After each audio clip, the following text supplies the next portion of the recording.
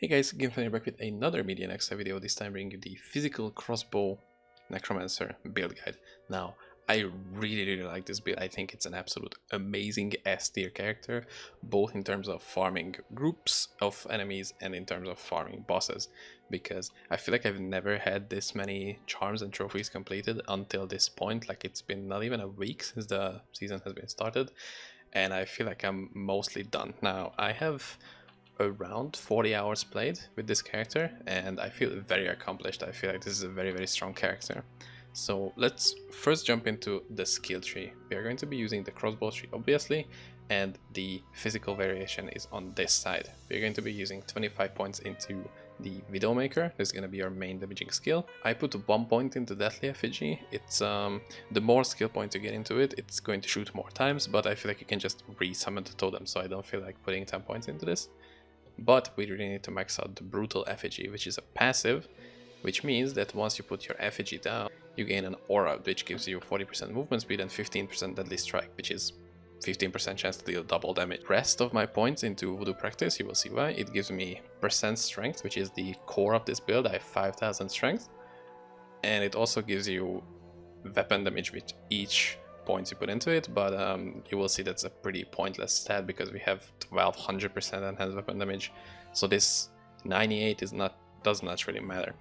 We also get a chance to spawn corpses on striking, which are going to be used by Deathly Effigy. You get attack rating based on strength. Your base attack rating from this skill is pretty low, so you need to work really hard on getting as much attack rating as possible. But we will talk about that in the gear section. And I put all of my points into Life from Death, because we get 15% physical resistance and a bunch of life after each kill. 20 points into Embalming, 25 points into Death Ward, all of these just to get us as tanky as possibly can. This is going to give us a bunch of life and mana regen, and this is going to give us damage avoidance and a bunch of bonus defense, as you can see. I put a 1 point into Famine. This is going to be an insane damage bonus, which doesn't scale with skill level, which is going to turn a percent strength and dexterity into weapon damage. That's why we have 1200. And I put 1 point into Death Pact, which is going to give us some extra attack speed.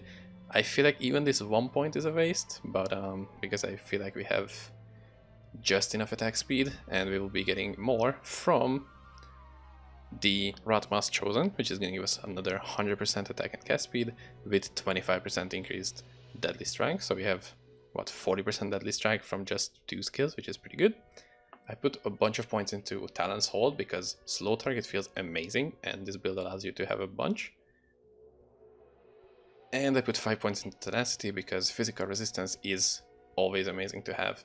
Now, looking at our items, we're going to be using the Tartarus Rune Word, which is simply an amazing, pretty much unbeatable item, simply because of the maximum damage based on character level, the huge enhanced damage that you get from it, and up to 50% strength, which is, again, with this build, it's key. It's your main damage option, and you also get 10% slow target and up to 150 life on each kill. For the jewels, you're going to be using bonus attack rating and maximum damage.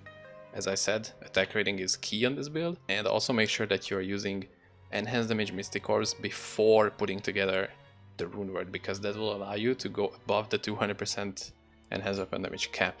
For the chest piece, we are using a Rebel Rune Word, which is gonna give us, again, it's a physical weapon damage based chest piece with maximum elemental res, a bunch of strength and dex, and I feel like, again, absolute S tier choice for this build. You can also use an arrow one, which is going to give you up to 30% strength and vitality, I think, and 15% phys res, which is an amazing choice, don't get me wrong, but on the offensive side it is way better. For the helm, I'm using a Witch Hunter's Hood, which is going to give me 2% max elemental resistance, 10% strength, and just a bunch of space for Mystic Orbs. Again, I'm using diamonds and a bonus attack rating, all attributes jewel. For the gloves, actually Vice Grip is, I think, the best choice you can have here, which is kind of surprising. Pretty much nothing beats this, even like end game rune words with high enchanted runes don't really beat this, because it both gives you percent attack rating, 10% strength with the possibility for you to use 4 perfect diamonds on it. It's just a crazy good choice, and you can customize it with Mystic Orbs a lot. For the boots, I'm using a Windrunner, again, physical attack based build. Windrunner, pretty easy choice. Just make sure that you go for as high of a movement speed base as possible with physical resistance as well. It might take you a lot of tries, and it will also need 2 stone runes, which I feel like it's never dropping for me. For the belt, we're using an endless loop. It's just slow target, a bunch of strength, and you can put 2 diamonds into it, so it's not a rune word. It's pretty easy to get, actually. There is an actual endgame rune word, which requires 2 incredibly expensive enchanted runes for it, but that payoff is super worth it because you will get 30% increased strength, 15% deadly strike, and up to 1000 life regen per second when you are under 7000 HP. It's an insanely good belt, but the problem is it's gonna cost you like hundreds and hundreds of TG, or a bunch of like hundreds of hours, I think, to find one of those runes. So yeah, that's my goal, to get one of those. For the rings, I'm using 2 Rip Stars because just the maximum damage is insane, and they are level 60 rings, which means I can put a bunch of Mystic Orbs on it. They're just level 120 and I'm level 140 almost. I need to put another set of something on it. I will figure it out later. And for the amulet, I'm using a Dyer's Eve because just another physical damage option. It's simply amazing. Mine is pretty bad. Like, the roll is 3% Phys res. It could be up to 10%, so yeah, that's a bit of a loss there, but I feel like it's still an amazing amulet. And if you don't have TG or luck to find this, you can still use an Athula's Oracle, because it's gonna give you up to 250% attack rating. For the bolt quiver, I don't really have anything special. It's just attack rating, minimum damage, strength. Ideally, what I would want is 2 necro skill levels, a cryo beam proc, and 2 life on striking as well. So for a little bit of a showcase, I'm going to be doing an Ascended Riftwalker quick kill, just to show you how the build works. The only thing you need to pay attention to is have your Ratma's Chosen minion summoned up, put down your totem, and then use your Widowmaker. It's going to home in on targets, and it's going to give you both life leech, life on striking. It's gonna be an insanely good skill to use. And as you will see, the damage of this build is pretty nuts once you go into single target. Just make sure I don't stand in that. Okay, good.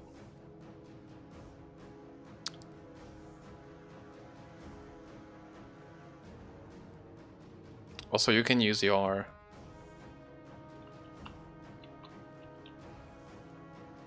Okay, make sure... Nice, we're gonna get a... I didn't bring an extra charm, goddammit, I cannot make a +2. Whatever. See, it was like an insanely quick kill, like under 1 minute, and we have our depleted Rift Zone and the essence as well, and we did it perfect. And I can do a little bit of a Scosglen Showcase as well, just to get you some ideas on how it does on some endgame stuff. Again, main thing, put out your totem, and then just use your Widowmaker. Now, one of the amazing things this build is going to have is the amount of elemental res you have. It's pretty nuts. Like, even the other Borns are not gonna scratch you in any way, because you have life leech, life on kill, life on striking. If you have a better quiver than I do. And I feel like the items are pretty easy to get. Like, most of these are just like rune words and pretty common stuff. Like, Witch Hunter is gonna just rain. This is gonna be like every, I don't know, 20th item that you find, every 20th set item. Maybe not that common, but still, it's super easy to get. I've already had like 4 of them. I accidentally savaged one of them, goddammit. And for the amulet, it's not that necessary that you have this. I've also found the trophy set, and I wanted to use this because it looks cool. I think I really like the aura effect with this. The downside is that you have less resistances, which in Scosglen matters a lot, because the damage is pretty high here. Unless you have some pretty good stuff going on, the damage is going to be pretty nuts. There is also a variation that you can use of this build, which relies on simply on deathly effigies.